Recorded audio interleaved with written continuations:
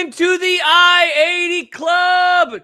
Club going up on a Tuesday. Jack, I was going to say Wednesday night into club, but we're on a Tuesday. How are you? Rare Tuesday night appearance, and I am good. I got the lawn mowed before the rain started. The rain started, and then it kind of went away. It wasn't really much of anything, actually. But got that done, so I am good. I am ready for a good show tonight, and we want to welcome, we are hoping a little bit larger crowd than usual tonight because we are doing a rare free I-80 Club show that we are inviting to the public to. You do not have to be a patron. You don't have to pay us anything to be part of this live audience on YouTube. And hopefully we've got a bunch of people, 18 so far. So hopefully that will grow. But we want to welcome maybe some non-regulars in here to the Tuesday night show tonight. Yeah, we have been, if you are new to the I-80 Club, we have been doing this for almost 2 years now. We started it 2 years ago in July. Until Jack, the last month or so, we were always hanging out inside of Discord. We were recording, doing all of our shows inside of Discord. And one of the things that we wanted to do moving forward was to do YouTube shows for a variety of reasons. But one of the big things is it's easier on us, and it helps us spread the word a little bit more, and so we've been doing this now, and we figure, hey, the first time that we ever did stuff that was free to try to invite people in, maybe there was like this barrier to entry with Discord. We feel that is absolutely not the case with YouTube, so we appreciate anyone who's joining us tonight to see what Jack and I do on a regular basis. Yeah, this is our regular routine. It's normally on Wednesdays. Occasionally we'll ask for a little flexibility on do it on different days. And what some of the maybe the new people who are in here tonight will notice, we reference some comments during the show. Those are coming from our Discord. So we have our regular members usually hang out and watch this in the Discord, and they and we have those open. Josh and I watch those throughout, and so we have an interactive show with people who are commenting on the Discord the entire time. So that's kind of how the thing started. There's still the Discord's important to our original members, and we still like a lot about it. We just want to be able to do it on YouTube. So they're commenting. So if you see comments we're referencing, all I want to say is those are coming from Discord. So, but shout out to all of you on YouTube. We're going to be watching your comments. Shout out Taylor. Thanks for joining us today. That's awesome. Glad to have you with us. And yeah, we do these. And Josh, I guess the only thing is I try and describe sort of what the I-80 Club is to those who are new. Part of it is live shows that we do now on YouTube, and access to those on Wednesday nights, usually Wednesday nights, and Saturday mornings. And Saturday mornings during the fall, especially, are ones that I think the club really enjoys because we kind of get set the table for the football day. We also do some other shows like Be Kind Husker Rewind, where we watch old football games. We do live. We've watched live games before together on these. We've had post-game shows together. We have a lot of plans for a lot more of that stuff. But then we also have the whole Discord community, which is 24/7, where people are chatting about all kinds of topics, Husker topics and beyond Husker topics as well. And we like to think of it as a sort of a version of what you get on Twitter or other message boards, but a lot more thoughtful, a lot less toxic, a lot more. It's just different. Modern technology that is in 2024 and maybe not stuck in the 1990s. Yeah, or modern 2000s. technology too, but like a real community aspect to it too. Yeah, which we like. So and we've had a lot of people who have said that as well. So anyway, if you ever want to join, be a part of those things, you can. Patreon.com/I-80 Club. I won't put the hard sell on anyone, but if you like the show, join. You can be in all the live shows, and they're going to get more and more exciting as we get closer and closer to football season. Josh Corny says lots of quarterback depth talk. Yeah, that will probably come up tonight as well. We often get into debates about quarterback depth for some reason. As Chuck writes, join, damn it. But yeah, as low as $3 a month, patreon.com/I-80 Club, and football season should be a whole lot of fun. Going to be a whole lot of fun. And that's one of the things that we're going to talk about tonight, Jack, is we've spent so much time lately talking Nebraska football as we've kind of viewed this as the beginning of doing some football season stuff, but we haven't really talked some national college football. And so I know that you had a couple of things that were on your mind. But before we get to that, we did need to maybe mention some things with the quarterback depth and what could be going on that maybe is going to make you happy and you're going to create more arguments out of nowhere with nobody. I can't wait to hear what you have to say this time. I know that Josh is super excited for whatever is about to happen. I'm not saying anything. What do you want to talk about, Josh? You bring it. I asked you earlier. I said, do we want to chat about this? I said, sure. I'm not. All right. You're the one who had the intel. Why don't you break it? We have both heard from different ends of it. I think. Well, I guess I don't want to speak for you. I'll speak for myself. Yes, I have heard from somebody that is not connected with who it sounds like they are going to add another quarterback. And it happens to be a quarterback who won a national championship at my alma mater for undergrad, Northwestern College in Orange City, Iowa, and was one of the best players in the NAIA, and went to this graduate camp situation. And apparently there was some level of mutual interest. Josh and I have talked about, obviously, I'm not going to go through all the things or start an argument or anything, but we've talked about whether or not they would add some quarterback depth. And I think we have both at least agreed on the idea that it's going to be hard to find someone in the transfer portal to fit the role that they probably need, which is just its depth. It's obviously not a starter. It may not even be a second stringer, right? Or even a third stringer, or maybe even a third stringer. I mean, if they could get those things, it'd be great. And so we wondered if it would happen at all, but they seem to have stepped into a kind of a really unique situation here where you've got a guy at a lower level of play, obviously, but that has some connection and some level of interest in the school, who has extensive experience, but at a lower level. And he wants to come in and give it a try to at least be on the squad. And it appears, Josh, that if this is happening, and we're both hearing that it is, that they'll have found, kind of a unicorn. I mean, I have no idea what to expect from him. I hope I never see him on the field, to be honest. No offense. I'm cheering for him. I'm excited about him. He went to my alma mater, but if he's on the field other than mop-up duty, that's probably bad news for Nebraska. But I like the idea of adding to the room at this point. It makes a lot of sense to me. It's kind of the biggest thing about this, Josh, is it's just going to be sort of fascinating to see how a guy like this measures up to the rest of the depth of the quarterback room after the clear number one, because I have no idea. I've got no experience with sort of trying to project an NAIA quarterback who was a very good NAIA quarterback, but onto a Division I roster whose quarterbacks were there. We still kind of don't know how good they are at this point. So it's going to be fascinating. It's a cool story for sure. Yeah, it's a cool story. And I mean, we're only a decade removed from guys going from the FCS level to the FBS level to start at quarterback. Like the first one that I can really remember was Vernon Adams. Remember when he went from what school out there to Eastern Oregon? Washington. And he was good, like he was the guy that followed Mariota. So obviously he wasn't going to be at that level. But even that is the rung that is right below D1. Yeah. This is a guy who is coming from how many rungs? Probably two. I mean, we had some debate in the club channels about how you compare Division III versus NAIA. The very best Division III teams might be better than the very best NAIA teams, but NAIA on a whole is probably better than Division III. Like if you look at Bill Connolly's ratings on that. But this NAIA team happened to face a FCS playoff team and beat them for whatever that's worth. That's one single game. But yeah, it's two steps down.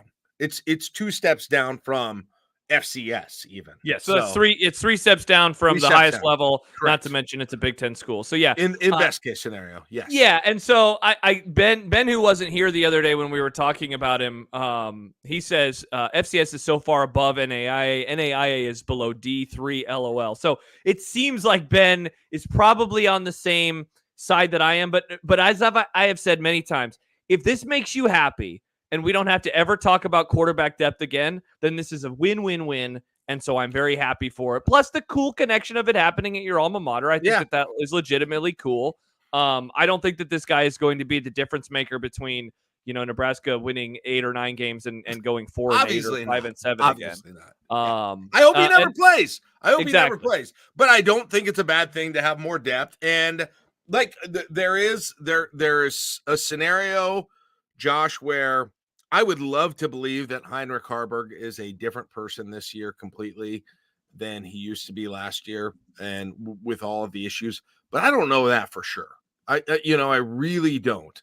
And like there is still a part of me that thinks if they ever got into a bind next year with Raiola being hurt or something like that, that I still think Kalen would eventually be the guy, the most Schaefer and I likely had a guy. discussion about that last week. What did he think? Disagrees with you. He thinks that it Really? would be Harburg. He thinks that, because I asked him that question. I said, if Raiola gets hurt and we would know that it was a long-term thing, we're talking Mhm. multiple games, what would they do? And he thinks that it would be Harburg. He does not think it would be Okay. Kalen. He thinks that they want to redshirt Kalen. Well, he probably But would he's know better. also Well, I he's agree, hearing a but lot of stuff in terms of how he has improved and their belief in him overall. I agree that they want to redshirt him. I just think that goes out the window if there's an injury that changes things.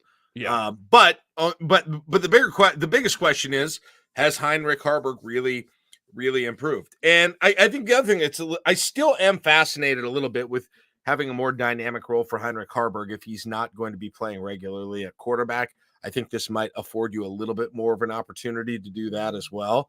And I'm not sure what that looks like, but I know, we've talked about this many times in the club, right? He started out, he caught a couple of passes. He literally was a tight end in the first in game Minnesota. And like, I'm sort of interested in seeing what they might be able to do with him in that scenario. Like, I remember seeing him this winter, Josh, in that dunk contest. And I was like, that dude looks like he's gained 15 pounds.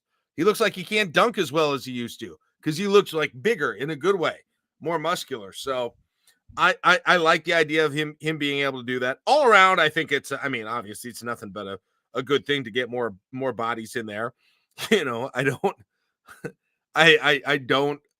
want to be seeing him play very often. Although I'm if they would get into the worst case of scenarios, I'd be interested to see how that all would play out, to be honest, because I still don't feel like I know exactly what Harburg's going to be, and I don't know what Kalen's going to be, and I don't know what this guy, what he's got the potential of being. But nonetheless, the depth makes me feel better, and that's, that alone is a good thing. So yeah, and so going back to what Jack has heard, I reached out to somebody to find out, like, hey, are you hearing this as well?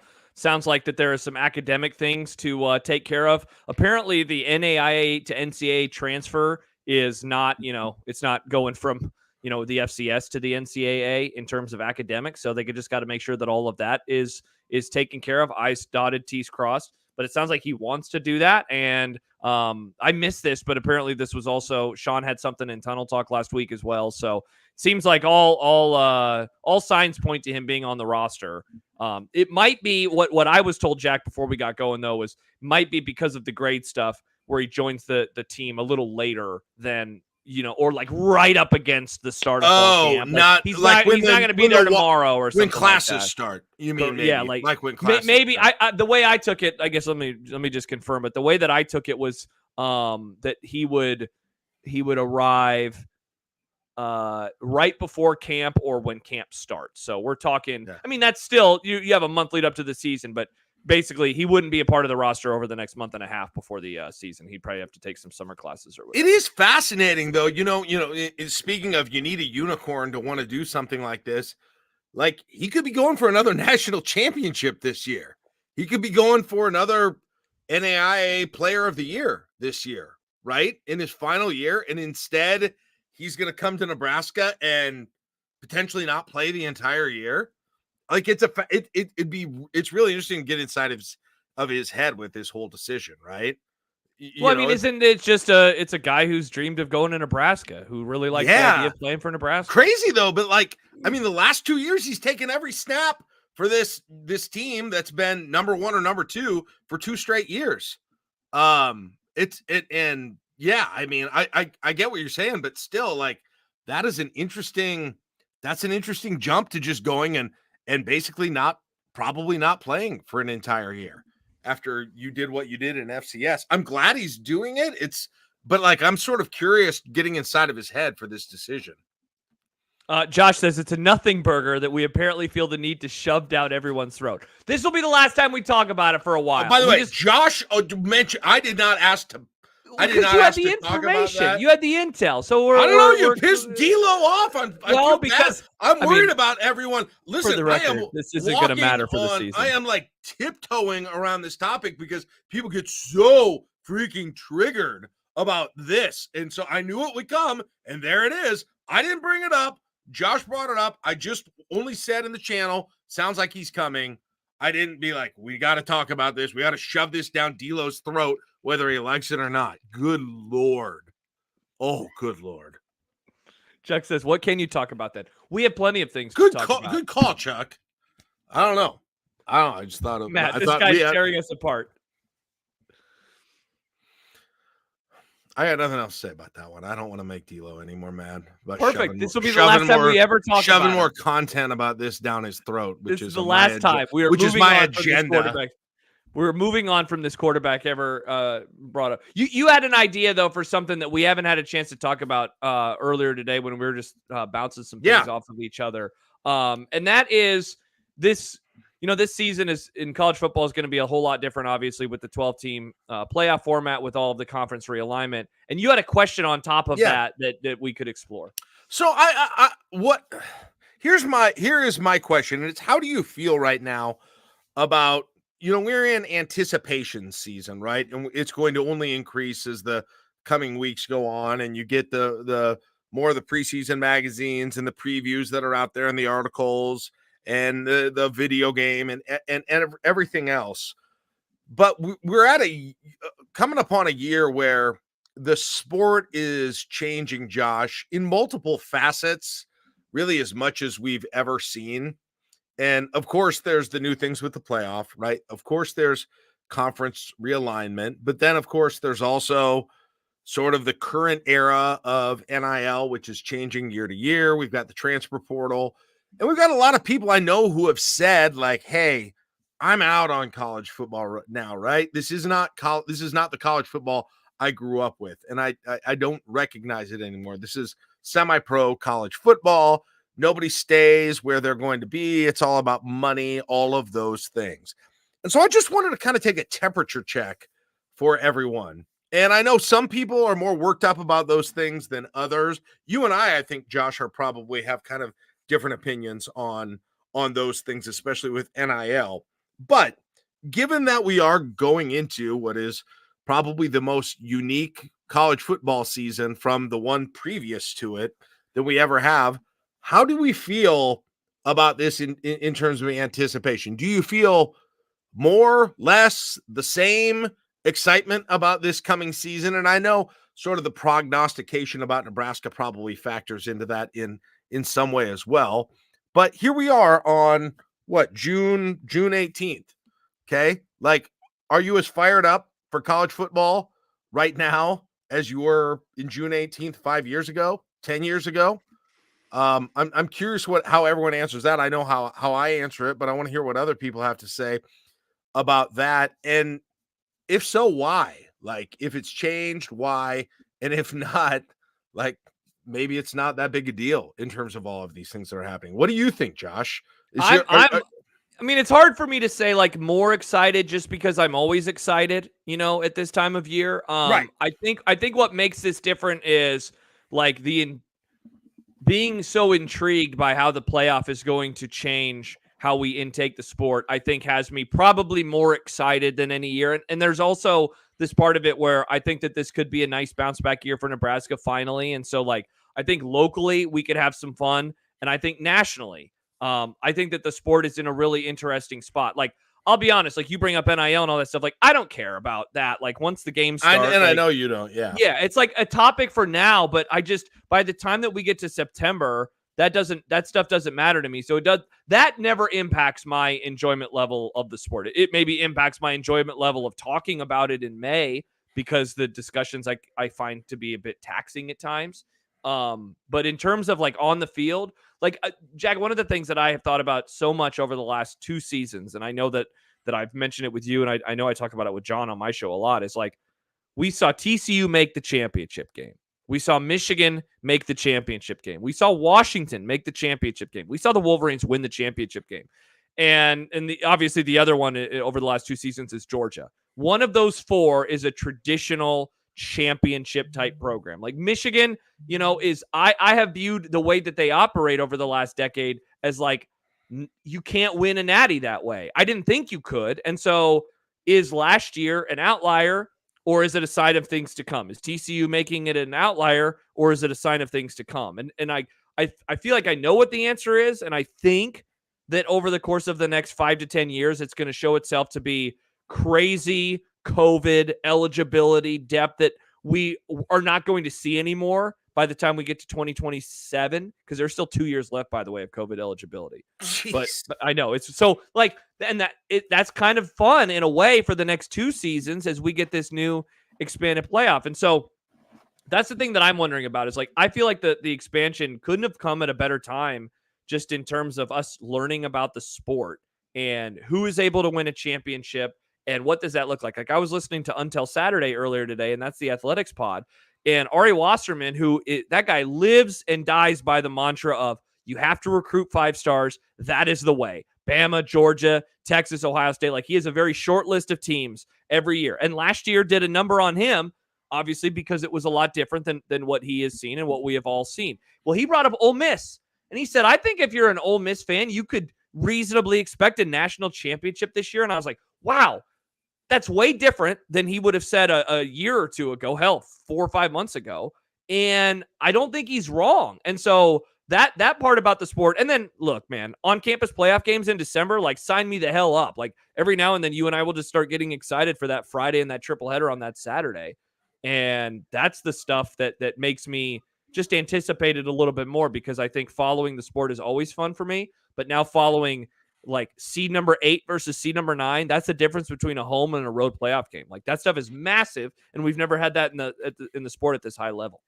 Yeah, like I don't think the NIL or even the transfer portal stuff is the way that I would like it to be.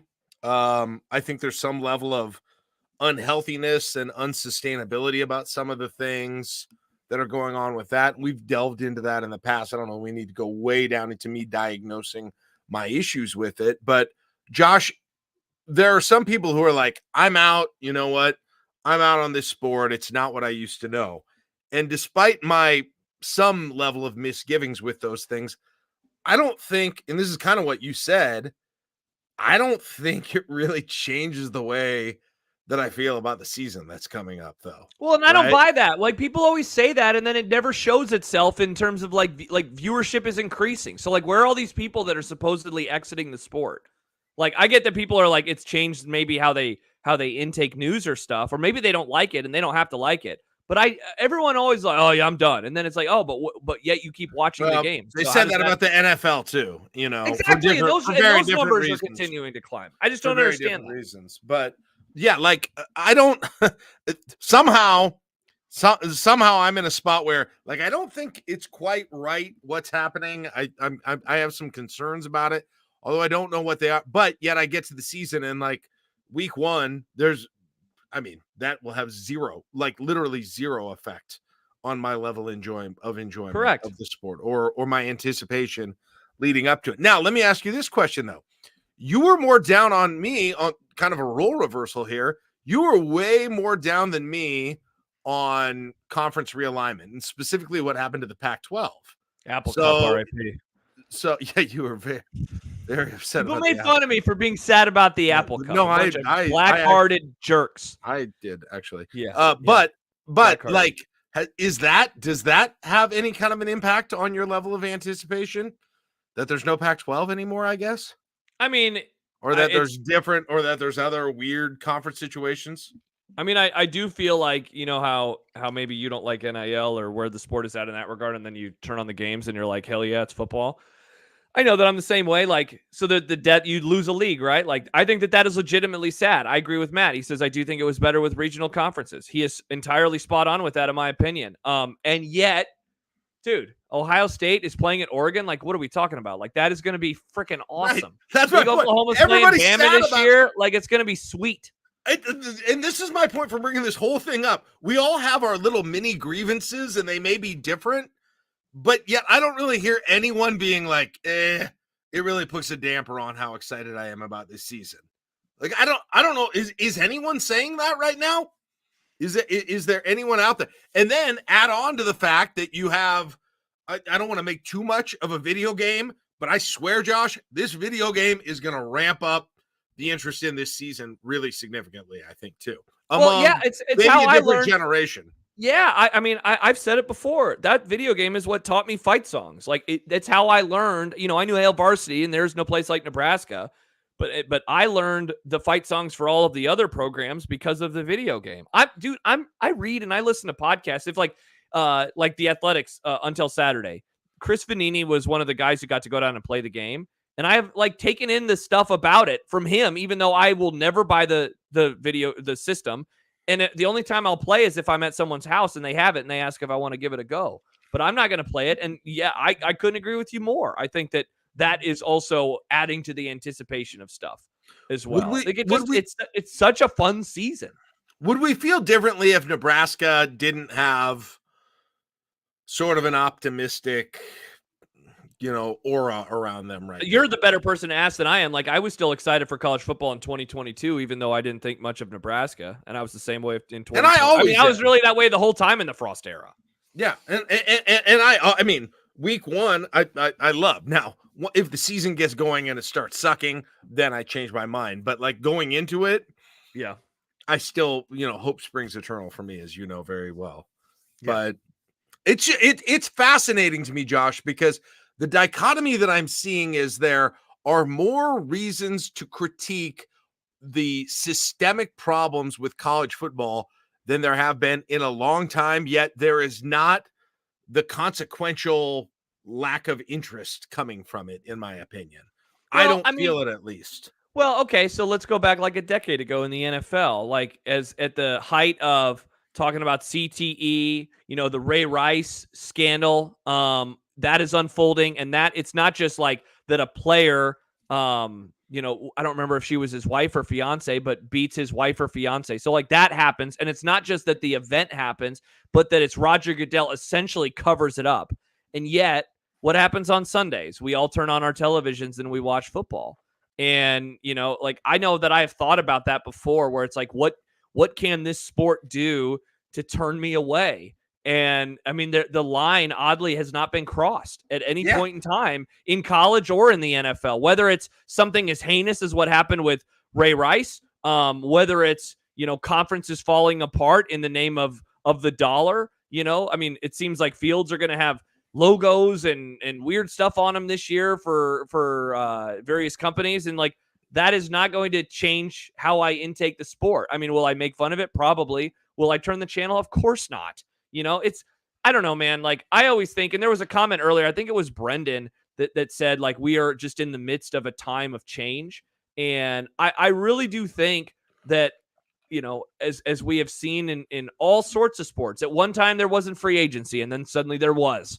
And for, probably what your dad's generation or whatever, they were like, I don't know how I feel about this. They're not playing for the love of the game. Every generation has to deal with something, whether it's free agency, whether it's the transfer portal, whether it's conferences dying. And yet, if you like the thing that's on the field, if you like the product, you're going to keep coming back to it. Like, I don't think that lack of, or that the portal is pushing people away from college basketball, like as the main reason. It's just, I don't think college basketball is as good as it was when you were a kid. I think that's what's changed. Yet college football, it's different now than when you were a kid, and it's different now than when I was a kid. But I would not say it's worse, the product. I would just say it's a different, they play the games differently, but I don't think the product is worse. Josh, you make a great point, because we have lost interest in sports, in certain sports. College, I mean, NBA is a great example for me. Like, I was way into the NBA when I was younger, and it changed for whatever reason. It changed.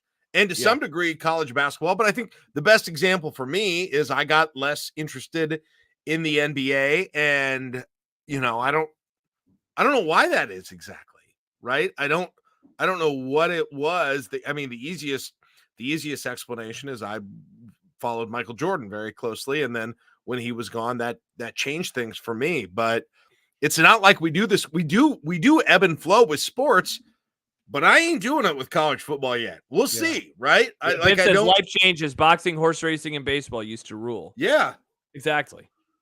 And Yeah, I like, mean, look, maybe at some point in time in 50 years, people are looking back on this moment in time and they're saying, "Yep," and that's when everything changed, and that's when man. the lessening of excitement started for college football. But look, as frustrated as I am at some of the and like this is where it's interesting. You and I are definitely frustrated with things with the sport. We are seems like we're frustrated by different things though. And yet in the end, we both come back and we handshake meme and we want to watch the games. And like it's hard to overstate how excited I am for these helmet matchups, right? For the Oregon Ohio State matchup, for Michigan USC, for Tennessee or for Texas and Oklahoma going nothing in that's happened is taking away from that, Josh. Like there's no, exactly. And like because here's why. It's still a helmet matchup. It is still it's still a college football atmosphere, right? It is still high level of play. It's still a Saturday. It's still there's just some of that hasn't been taken away. And I can't quite explain what it is exactly, but the aura of what we love is still there. There's something about us in this country and how we love football. And I mean, I think that's what it always comes back to, like one of my friends, and he might be hanging out in here tonight. I don't think he is. No, he's not. So he sent me a tweet earlier today about the Celtics winning the title. And the quote was essentially like, this is how basketball is going to be played now in terms of the modern analytics of it. Let me see if the Celtics are the prototype of a modern NBA champion. And my response was, I hope not. I don't like how they play. I think that the NBA has moved into this area and college basketball to a lesser extent, but where it's like they're over-reliance on threes. And like, I get it, right? It's a math problem and 3 is more than 2. And so shooting a lot of threes, eventually it solves the problem because of variance that you're going to make them. But man, I feel like it does lessen my enjoyment as a viewer because everyone seems the same. And if you knock down a few threes and more in a game, then you're going to win. And while football has moved into a more analytical phase, like it just seems different enough. These teams seem different enough. And there's not variance of a 3-point shot in the NFL. You can't just, you have a touchdown, there's a 2-point conversion, there's a field goal and a safety. But there's not these random plays that you can just, start doing more than the other team. It's still about landmass and acquiring the land and then trying to put the ball in the end zone. Mm-hmm, for sure. Yeah, it's about the game itself. Chuck says CFB has changed. I'll forever miss the 90s Bull era, the early 2000s of regional conference play late into the night, to now big-time brands facing one another more often with a playoff of 12.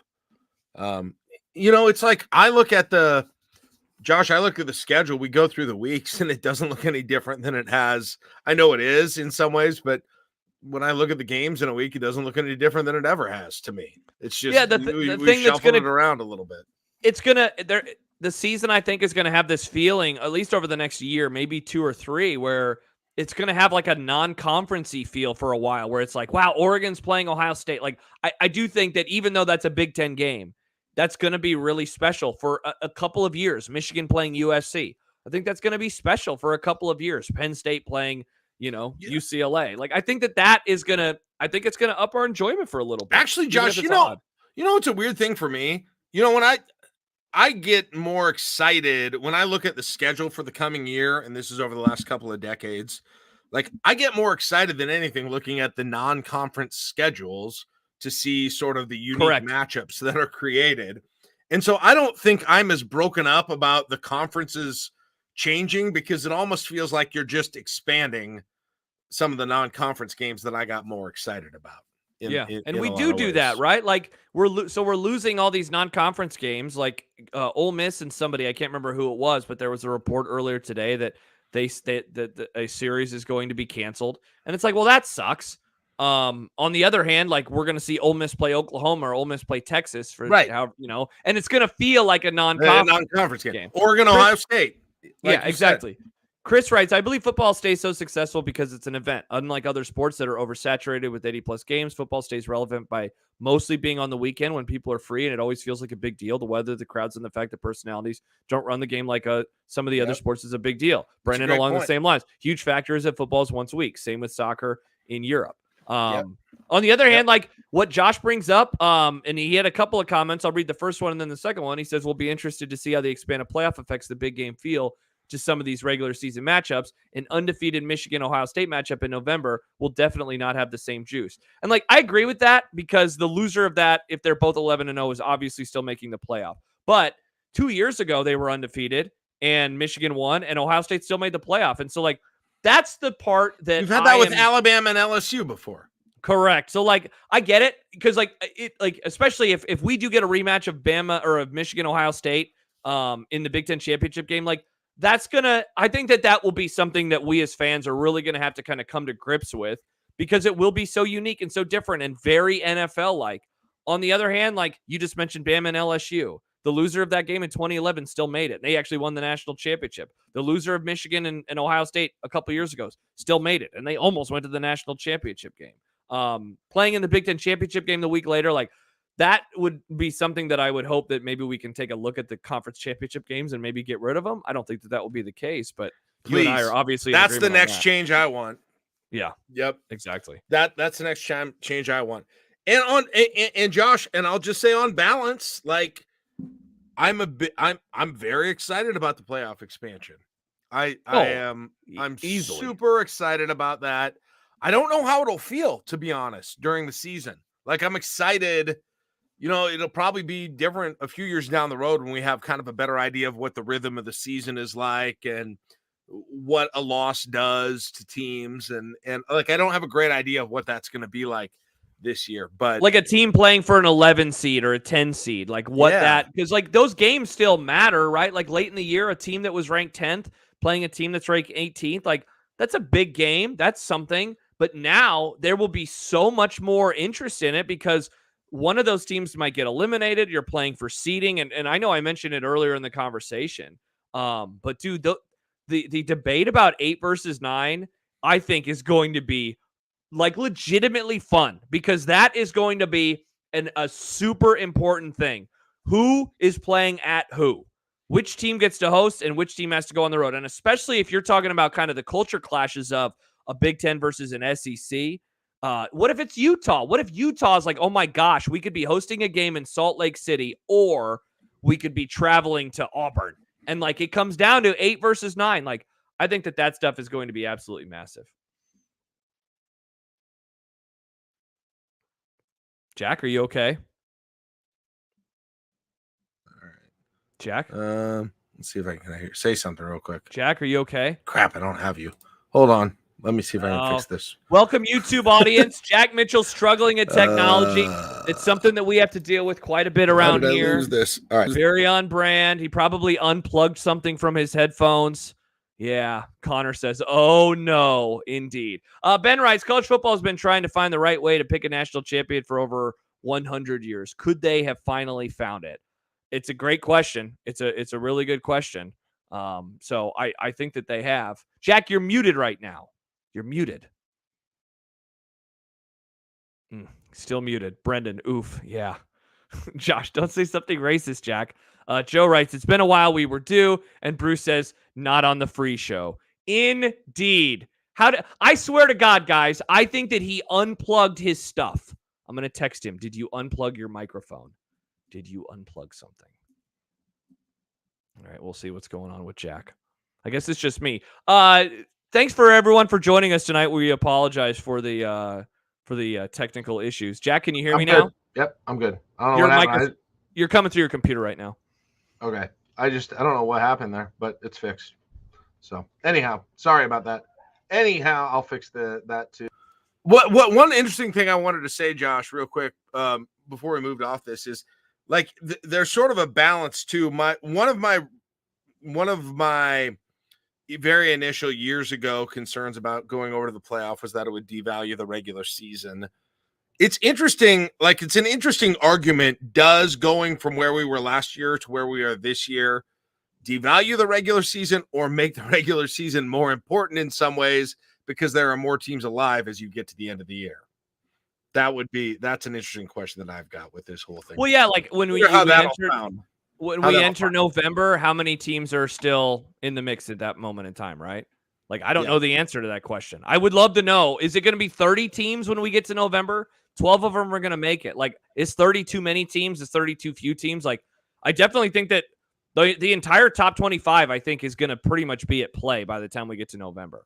But I could be wrong. But because by that point, there will only have been 8 games played. You know, what's the one of the questions that I know that I have is how many wins and losses, like what's the record going to need to be for some of these teams? Like, you know, and part of this goes to the expansion of conferences. Like, does 10-2 automatically pretty much guarantee you a spot if you're in the Big Ten or the SEC? Does 9-3 get you in a lot of years? Like, and then the comparison of 10-2 SEC versus 11-1 Big 12. Like, that's the stuff that I have no feel for that yet. Couldn't agree more. Couldn't agree more. I'm really curious how I feel.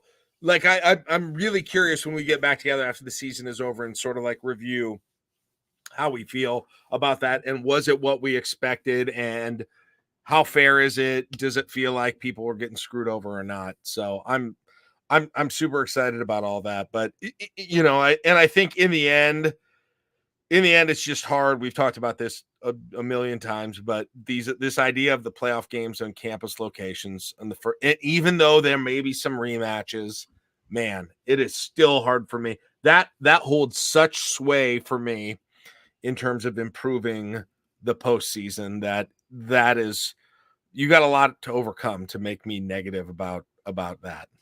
About what that does to the season. Honestly, the biggest negative about home playoff games is that it's only the first round. That's the one thing that that I'm hoping that because we have 2 years of this setup where they will not change for 2 years. So we're locked into this system for 2 years. 12 teams. Mm-hmm. The top 5 conference champions get in. So it's going to be the Power 4 and then, you know, I don't know, a Boise State type team. And then after that, it's going to be 7 wild cards. So we have that for 2 years. The first games, 8 versus 9. 5 versus 12, et cetera. Those games will all be on campus, and then after that, they will travel to the top 4 seed conference champions. Or they'll play those teams in bowl games rather. Like, dude, if I'm one of those teams, I'm screaming bloody murder in future years, and I'm saying, whoa, why does the 8 seed get a home playoff gate and we don't? Why does the 5 seed get to host a playoff game and have that atmosphere? And so my guess, and I have been very steadfast in this, and I know some people agree with me. I think, Jack, that is going to result in us getting playoff games for 2 rounds. I think that once we get out of this first 2 years, I think that they're going to change it, and I think that we're going to get playoff games for the first 2 rounds. And then I think the bowl games will be the semis. Playoff games for at home at campus sites, you mean, for 2 rounds? Yeah. Gotcha. Yeah. I don't know what they'll do with the number of teams, and I don't know what they'll do with the guaranteed spots and the Big Ten and SEC wanting 3 apiece or whatever. Like, I can't answer that stuff. But I really, really wholeheartedly believe that once people see those atmospheres this December in Ann Arbor or Eugene or Tuscaloosa or whatever it is, that there is going to be a fervor to make it happen for as many games as possible. It's gonna my best wish would be, Jack, to have it all the way before the Natty. Just like Matt says it too. I want home games except for the Natty. I want it like the NFL playoffs. I want 3 rounds of this. Why would we only want it for 1? So that's my prediction. What did you think of this comment? There's a couple people bringing up the SEC and concerns. Alex says SEC will probably get 4 teams in, including the last team in. Mark says any concern about SEC bias putting in too many games? Yeah. I mean, for sure. That's one way that you could make the playoff a whole lot more interesting really quickly. And I know D'Lo has been talking about this too with Ohio State and Michigan, but like you get 2 or 3 rematches right away in those 4 games, which in theory is possible with the expanded conferences. So there's a little bit of a concern about that. That would be one way to quickly make it. I mean, look at the College World Series, right? You know, that's essentially what's happening there. And but they played their way in. That's fair. That's true. That's a little bit. I'm not as worried about this. I'm not as worried about this as you and others. What I don't know that I'm super worried about. I just hope there's some variety. It'll be. Let me just say this: the more variety there is, the more fun that is going to be. Even if the games themselves, I'm going to be super bummed if there are rematches right in the first year in the playoffs, because I know the way that it would have been set up last year, you would have had at least one rematch right off the bat. Well, don't you, and maybe this is, putting my tinfoil hat on, but I really think that the playoff committee they're not going to say this out loud, but I think that they are going to do whatever they can to avoid rematches. That'd be good. I hope so. I think if it's like a 7 versus 10 and it's like Oklahoma versus Ole Miss, let's say they play in the rematch, they play in the first round. It wouldn't shock me if they were like, let's move Ole Miss to the 9 and let's move Ohio State to the 10. I hope they do that. See, that doesn't bother. Like, I feel like, adjusting it just for the sake of not having them, I think would be pretty weak. But I am also an NFL fan, and rematches never bother me. So if you're in the playoff it feels and like different, I don't know, it feels different in the NFL. But don't you? Sure it does, because we have standings and it's not a committee. But don't you think that's a little, I don't know, man. It's a little bad. Plus, there's already rematches in the regular season, so. Sure, but Jack, look at it from this perspective. If you're the 8 seed and they flip a team from the 9 to the 10, and you're in theory getting an easier opponent just to avoid a rematch in the first round, like, I don't know if that's good for competitive balance either. Like, I understand not wanting to watch them again, but I think they're going to do it. So I'm arguing against something that I think is going to happen. But I also think adjusting schedules just because, Oklahoma played Ole Miss in the regular season, even though that might make an easier matchup in the first round for one team versus the other. Like, I don't think that that's good, because you're deciding, you're God. You're deciding what you want the first round matchup to be. Let me ask you this question. At what point, let's say best case scenario stuff starts happening for Nebraska. At what point, and this is one of the things we just talked about, like we have to get a feel for, but at what point do people start saying, hey, what might need to happen to get into the playoff, right? Like, where is that line for the Big Ten? How many losses? Where in the standings? All of those sorts of things. Where is that going to be every single year, right? Is it going to be once you get 3 losses, it's probably over? Is it going to be once you got 2 losses, it's probably over? What do you kind of think that is going to be, especially for a Big Ten team like Nebraska? I don't know. And it goes back to what we mentioned earlier, where you have the Big 12. Is a 10-2 Big 12 team more likely to get in than a 9-3, Big 10 team? And then once they, if they say, oh, we like the Big 10 team more because they played in a tougher conference, does the non-conference schedule play a part in this too? Not to keep just saying, here's another thing that we don't know, but with these large leagues now and 9 conference games, I am super interested, Jack, to see what a 6-3 Big Ten record, like, where does that put you in the standings overall? Where does 7-2 put you in the Big Ten standings? Are the days of undefeated teams about to disappear? Like Ohio State's. It's funny. I was using old college football brain at some point this offseason when I looked at the win total for Ohio State. It was 10.5, and I'm like, of course they'll hit the over. And then it's like, well, will they though? Because they're playing Oregon, they're playing Michigan, among other teams in the conference, and it's going to be a whole lot difficult. I remember thinking the same thing with Oregon. Wow, 10.5, that seems low. Why isn't it 11 or 11.5? But with all of these really tough matchups, like, what if we got to the end of the SEC season and it was a bunch of 10-2 teams at the top, and there wasn't even an 11-1, let alone a 12-0? Yeah. It's so fascinating to try and figure out where that line is going to be, and it'll be different for different conferences. But like, what do you and specifically from a Nebraska perspective, it's really interesting, right? Like, when do you start looking at that? And we won't know. I don't think we'll totally know until after a couple of years of having this to get a little bit of a better idea. Well, it goes back to what I mentioned earlier too. Like, when we go into the month of November, how many teams are alive for the playoffs? When we enter November, could it be the entire top 25?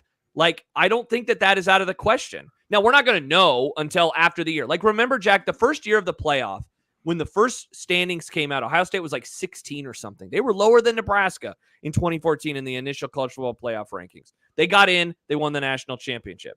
So, like, I'm looking forward to the first playoff ranking and then getting into the playoff and seeing, okay, who was the lowest ranked team at the start of November that was able to sneak in? Could it be I mean, if it was just 20, all right, that's fine. That's interesting. It's a data point. But what if it's 25? What if it's unranked? What if there was an unranked team at the start of November, but that went on a run? And that's the thing that I think is going to make this a whole lot more different than anything we've ever seen before, because you could never enter November in years past and have a chance to make it to the national. And again, I get to this idea of the conference championship. It feels like in the big conferences, being third place is going to be the best place to be in a lot of ways. You know, you have no opportunity. You don't have to lose that championship game. You don't have to play that championship game. Third place in the SEC or Big Ten seems like a good place to be to me. I don't know if that'll end. I don't know if it'll end up that way, but that's what it seems like to me right now.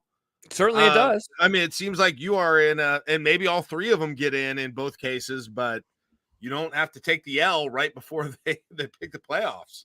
Yeah, the only time that would be negative is if somehow you end up missing out on the playoff. But I'm with you. I still think that the top three in the SEC and the Big Ten are going to be in, 99 times out of 100 moving forward. I think the bigger question for me is, are the top four, like, what about teams ranked number 4? Because let's say that in those conferences, because that would be 8 out of 12. That'd be 8 out of 12 teams. I don't think that that'll happen most years, for the record. I think that being fourth in your conference isn't going to be like a guaranteed spot. Is there a year where I think it could happen because you have, a 12-0 and 11-1 and 2 10-2s? Of course. But we do think it's 3 to 4 in those two conferences. I think it's 3 pretty much every year. I think that you can pencil in 6 of those teams for sure. Then you can add in the 3 other power, or the 2 other power champs. That gets you to 8. Then you can add in the other G5 champs. So then that gets you to 9. So I think most years you're basically playing for 3 spots. Yeah, I know it, man. That sounds weirdly accessible to me. I'm not even saying you're wrong. And I'm not saying Nebraska's doing it this year, but like, that seems.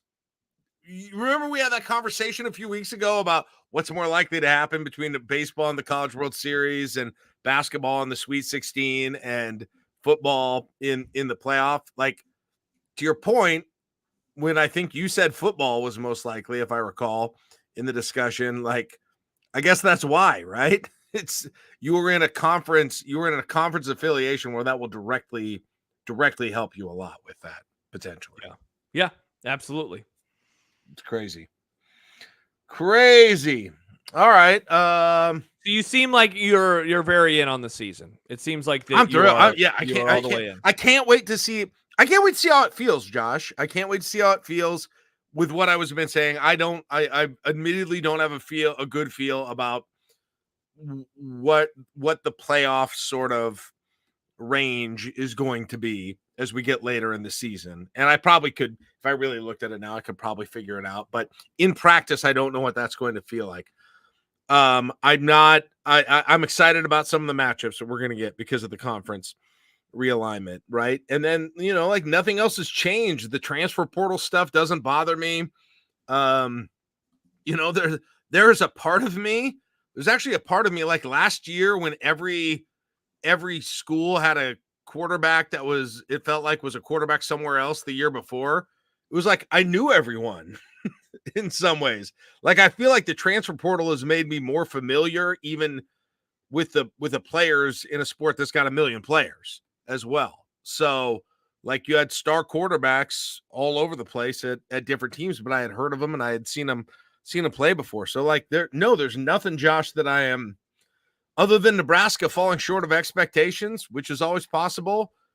Other than that, there is nothing that's taken away from my anticipation about the season that's coming. And it seems like you're getting more and more storylines. And I just, the Colorado, all the stuff with Colorado and all of the stuff with, with Georgia, everybody, the blue bloods that are out there. Can Ohio State do it this year? There's plenty of interesting storylines for me as well. And I think coverage of, I think the sport's going to get more popular. I really do.